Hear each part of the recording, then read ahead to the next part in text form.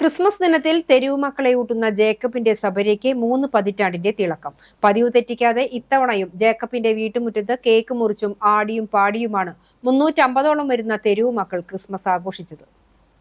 Palayur Emmanuel ജീവകാരുണ്യ സമിതി എന്ന സംഘടനയുടെ ഡയറക്ടറാണ് ഗുരുവായൂർ ടൗൺ ഹാളിന് പിറകിൽ താമസിക്കുന്ന CL ജേക്കബ്.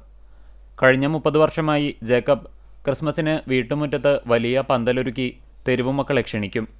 രാവിലെ കേക്ക് മുറിച്ചാരംഭിക്കുന്ന ആഘോഷ പരിപാടികൾ ഉച്ചയ്ക്ക് കോഴി ബിരിയാണിയോടെ സമാപിക്കും. അപൂർവമായി കിട്ടുന്ന ഈ അവസരം തെരുവുമക്കൾ ആടിയും പാടിയും കെങ്കേമമാക്കും. ബൈബിൾ വചനം ഉൾക്കൊണ്ടാണ് ജേക്കബിൻ്റെ ഈ പുണ്യപ്രവൃത്തി.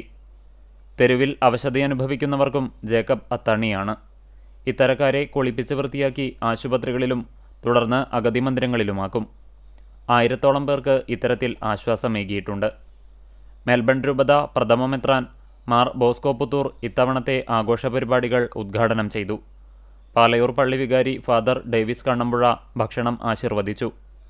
ഫാദർ ഫ്രാൻസിസ് വാഴപ്പിള്ളി അധ്യക്ഷത വഹിച്ചു. PI ലാസർ, KPA റഷീദ്, CK ആന്റണി തുടങ്ങിയവർ സംസാരിച്ചു.